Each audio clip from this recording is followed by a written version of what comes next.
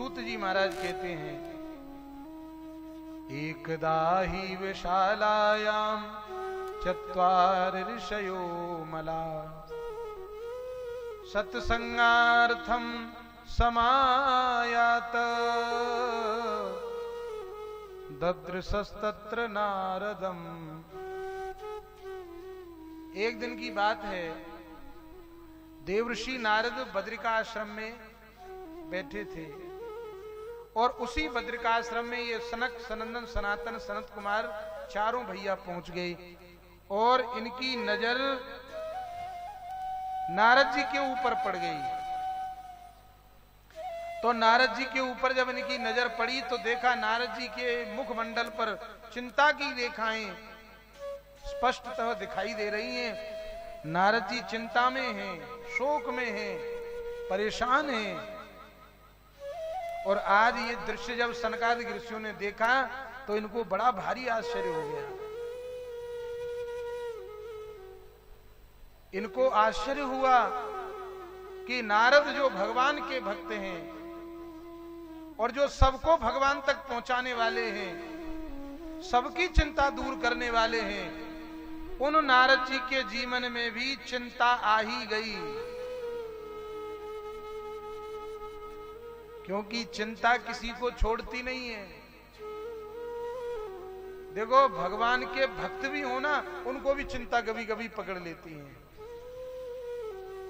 क्योंकि चिंता सापनी को नहीं खाया, चिंता सापनी को नहीं खाया, वो चिंता सापनी को नहीं खाया, वो जग जाहिना व्यापी माया, वो जग जाहिना व्यापी माया, वो जग जाहिना व्यापी माया, जो जग जाहिना व्यापी माया, वो जग जाहिना व्यापी माया।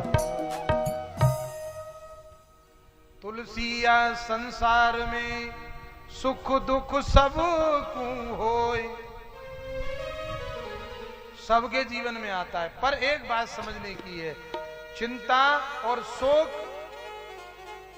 दुख ये भक्त के जीवन में भी आता है, ज्ञानी के जीवन में भी आता है और सामान्य संसारी के जीवन में भी आता है। लेकिन ज्ञानी और भक्त, इनके जीवन में जब दुख और चिंता आती है ना, तो भी ये एक काम करते हैं। तुलसिया संसार में सुख दुख सब को होए, ज्ञानी काटे ज्ञान ते मूर्ख काटे रोए। अंतर क्या है? भक्त के जीवन में जब चिंता आती है, ज्ञानी के जीवन में जब चिंता आती है, तो उस चिंता को ज्ञानी और भक्त भगवान से जोड़ देता है। गाधि तनय मन चिंता व्यापी, आता है कि नहीं? गाधि तनय माने विश्वामित्र जी। और ये विश्वामित्र जी कौन है? विश्वामित्र महामुनि ज्ञानी, बहुत बड़े ज्ञानी हैं। और ज्ञानी के जीवन में जब चिंता आई, चिंता जब आई तो तुलसीदास जी ने तुरंत पीछे एक शब्द लिखा है, गाधि तनय मन चिंता व्यापी। चिंता व्यापी, तो उस चिंता को भगवान से जोड़ दिया विश्वामित्र जी ने। हरि बिनु मरहि ना निश्चर पापी, ये चिंता को केवल भगवान मिटा सकते हैं। ये ध्यान रखना, शोक और दुख केवल भगवान मिटा सकते हैं, चिंता को केवल भगवान दूर कर सकते हैं, और हमारी चिंता कोई नहीं मिटा सकता।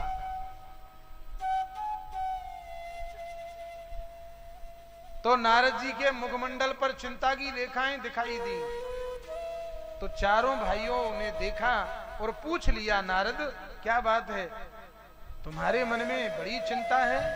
कथम ब्रह्मन दीन मुख कुतश्चिंता तरो भवान, त्वरितम गम्यते कुत्र कुतश्चा गमनम तव। हे नारद जी, आप क्यों चिंता से ग्रसित हो? मुझे बताइए, हमें बताओ, तुम्हारे मन में क्या चिंता है? नारद जी ने चारों भाइयों को देखा, चरणों में गिर गए और चरणों में गिरकर नारद बाबा बोले, भगवान की कृपा से आप मुझे मिले हो और अब मेरी समस्या मिट जाएगी। पर नारद, तुम इतने चिंतातुर क्यों हो? तब नारद जी ने कहा कि हे भगवान, मैं इस मृत्यु लोक को, इस धराधाम को भगवान की लीला भूमि समझकर यहाँ कुछ कर्म करने के लिए आया, कुछ साधन करने के लिए आया। लेकिन मैंने यहाँ आया तो मैंने आकर के क्या देखा? नारद जी महाराज कहते हैं कि अहम तु पृथ्वी मिया तो ज्ञात्वा सर्वोत्तमामिति पुष्करम च प्रयागम च काशीम गोदावरीम तथा हरिक्षेत्रम कुरुक्षेत्रम श्रीरंगम सेतु बंधनम एवमादिषु तीर्थेषु भ्रममाण इतस्ततः। महाराज मैं सब जगह गया, हरिक्षेत्र गया, हरिद्वार में गया, कुरुक्षेत्र में गया, काशी गया, गोदावरी गया, श्रीरंगम गया, सेतुबंध रामेश्वरम गया, पुष्कर जी में गया, लेकिन मेरे मन को कहीं शांति नहीं मिली। क्यों? क्योंकि नारद जी कहते हैं कि सत्यम नास्ति तपः शौचम दया दानम न विद्यते। मैंने तीर्थों में जा जा करके देखा भगवान कि तीर्थों की महिमा खत्म हो गई। लोग तीर्थों में तीर्थ करने कम जाते हैं, लोग तीर्थों में भोग विलास करने ज्यादा जाते हैं। चोरी करने जाएंगे तो तीर्थ में, अनेक प्रकार के भोग भोगने जाएंगे तीर्थ में।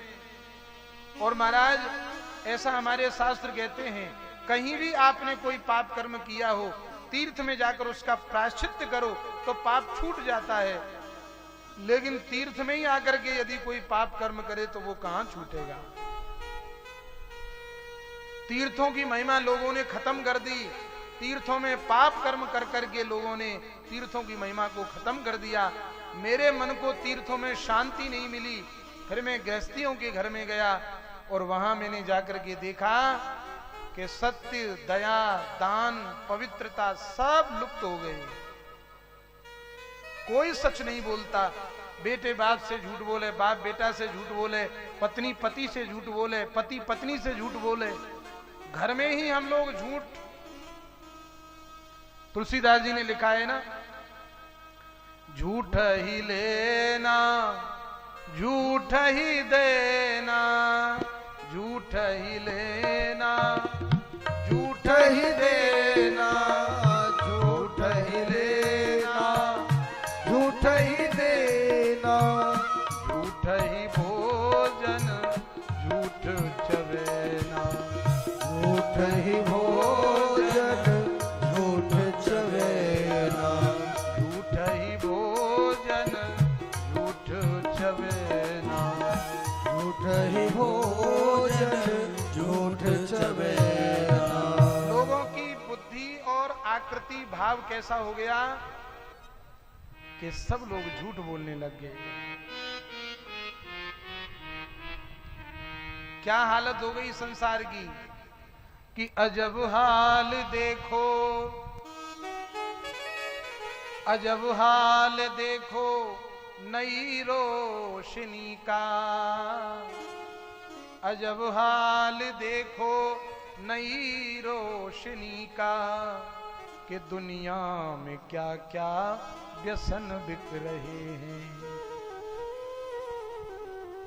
अजब हाल देखो नई रोशनी का, कि दुनिया में क्या क्या व्यसन बिक रहे हैं। मन बिक चुके हैं, तन बिक चुके हैं, सदन बिक चुके हैं, अब बदन बिक रहे हैं। कि मन बिक चुके हैं और ये तन बिक चुके हैं, सदन बिक चुके हैं, अब बदन बिक रहे हैं।